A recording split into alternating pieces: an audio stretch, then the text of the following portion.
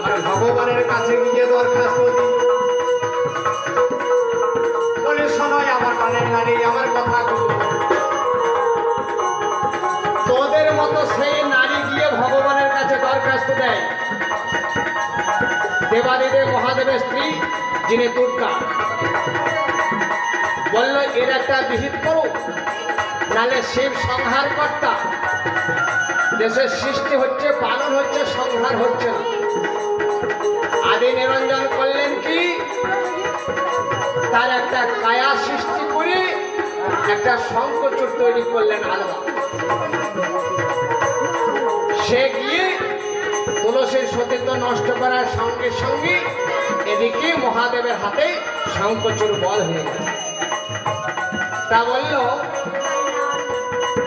শঙ্খচূড় বলল আমাকে মেরেছ প্রভু, রামের গুরু শিবার, শিবের গুরু রাম।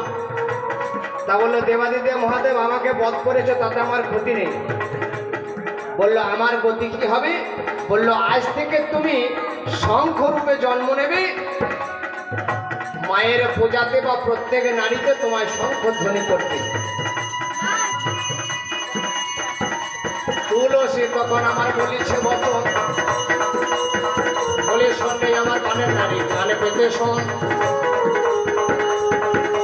তুলসী বলে ও স্বামী,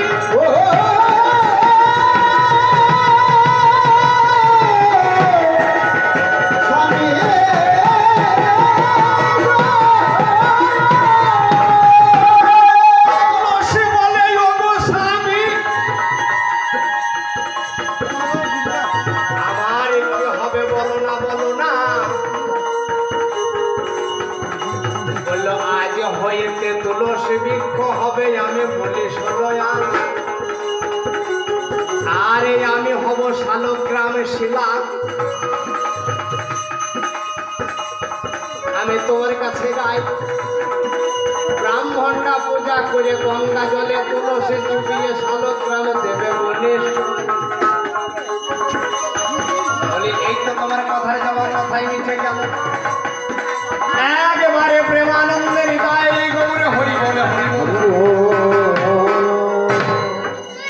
এই জায়গায় দাঁড়িয়ে পুনরায় জিজ্ঞাসা করছে, তাহলে পুরুষ তোমার বাড়ি কই?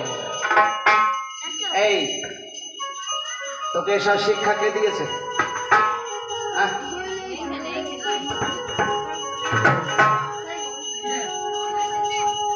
আচ্ছা মা, বাড়ি নাই আমাদের? আপনারা রাত্রির পরে গান শুনে কোথায় যাবেন? বাড়ি যাবেন না বনে যাবেন? বাড়ি যাবেন তো, স্বামীর বাড়ি যাবেন, তাহলে সেটা স্বামীর বাড়ি। আর এ দেহ ছেড়ে যখন পরপারে চলে যাবেন সেটা কোথায়? গোবিন্দের কাছে। একমাত্র গোবিন্দের বাড়ি। প্রত্যেকটা পুরুষেরই বাড়ি আছে। এই যে ইট দিয়ে বাড়ি করছে, এটা কি ছেলে খেলামো জিনিস তুমি মনে করছো নাকি? হ্যাঁ, তোমাকে কি আর বলবো, আমার মনে হয় যে শুনে বলা আর জেনে বলা জিনিসটা অনেক আলাদা হবে। যেটা জানো না সেটা বললো না, তোমাকে আমি বারংবার বলছি। কিছুদিন আগে নদিয়া থেকে গান করে বাড়ি ফিরছে দাদা বাবু, ট্রেনে তাবিজ বিক্রি করছে। বলে এই তাবিজ যে গলে নেবে, যার স্বামী ভালোবাসে না তার স্বামী ভালোবাসবে, যার বৌমা শাশুড়িকে ভাত দেয় না এই তাবিজ বৌমার গলে দিলে শাশুড়িকে ভাত দেবে, যাদের শাশুড়ি ননদে বনে না এই তাবিজ বলে দিলে বনমন্তা হবে, যার ছেলের চাকরি হয় না এই তাবিজ বলে দিলে তার ছেলের চাকরি হবে, যার ছেলে পড়াশোনা ভালো করতে পারে না এই তাবিজ বলে দিলে তার ছেলে ভালো পড়াশোনা করবে। আমার এই সঙ্গে দুহার করছে প্রকাশ দা, এর একটা এত সুন্দর মেয়ে আছে এর মতো নেই। এত ভালো মেয়ে একটা ক্লাসে উঠলে মাতার মায়া ছাড়তে পারে না 3-4 বছর। প্রকাশ দা বলছে আমার মেয়ের জন্য একটা তাবিজ কিনুন তো দাদা। আরে দাদা তাবিজের দাম কত? বলে 100 টাকা বিক্রি করছে। কিবা ছিল তোমাকে তো 15-16 বছর দেখছি, তুমি 20 টাকা দাও। আমি দিলাম সস্তা বা 10 অবস্থা হবে না তো, আমি দিলাম 20 টাকা দিয়ে কেনা তো হোক। তাবিজ একটা কিনে দেওয়া হলো, বাড়ি এসে মেয়ের গলায় ঝুলিয়ে দিয়েছে। পরীক্ষা হয়েছে, পরীক্ষার পরে রেজাল্ট বাহির হয়েছে। প্রকাশদা ডাকছে, দাদা আসো আমার মেয়ের রেজাল্ট বাহির হয়েছে। আমি দিলাম তাহলে মিষ্টি খাওয়া হবে, তাবিজের গুণাগুণ কিছু পাওয়া গিয়েছে। একবারে বাড়ি ঢুকতে যাচ্ছি, প্রকাশদা বলছে দাঁড়ান দাদা দাঁড়ান দাঁড়ান। তাবিজ তো কিনে দিলেন, দেখুন আমার ছেলে রেজাল্টটা হাতে দিল, তা দেখলাম বাংলায় 12, ইতিহাসে 0, ভূগোলে 9, ইংরেজিতে 6, এইরকম নাম। আরে দাদা তাবিজটা কোথায়? বলো তাবিজটা কোথায় ঝুলিয়ে রেখেছে, ওই যে দুর্গা মায়ের ছবি আছে। আরে তাবিজটা নিয়ে আসো তো দাদা। তাবিজটা নিয়ে একটা ছোট্ট কাঁচি নিয়ে আসো। কাঁচি দিয়ে তাবিজটাকে খুব সূক্ষ্মভাবে ধীরে ধীরে কাটা হলো। তাদের একটা ছোট্ট কাগজের টুকরো ভাঁজ করে ভরা আছে তাবিজের ভিতরে। আস্তে আস্তে পরিষ্কার করে মেলি দেখা গেল, তাতে লেখা আছে তুমি পড়িলেই পাস করিবে, আর না পড়িলেই ফেল করিবে।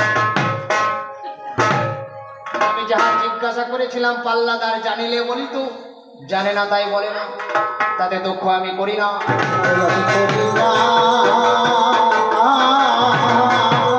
তুমি ভাবে ভাবে করো আলোচনা, দুঃখ আমি করি না। এই জায়গায় দাঁড়িয়ে তাহলে পুরুষের কত অবদান শোন। ওরে জানে নামে ভগীরথ,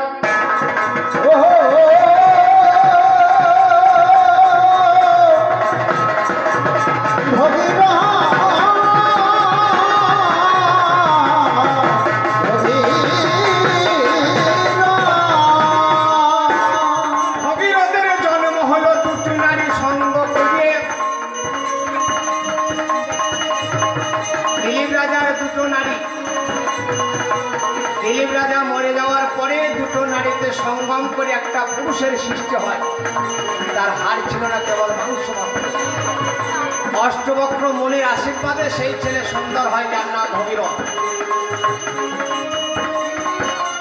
সাগর বংশ উদ্ধার করার লাগি মায়ের কাছে বল চাইল, মায় আমি গঙ্গা এনে বিশ্বের মাঝে প্রচার করব। মা গঙ্গা নিয়ে গেল শঙ্খ ধ্বনি করতে করতে, পশ্চাতে গঙ্গায় আনায়ন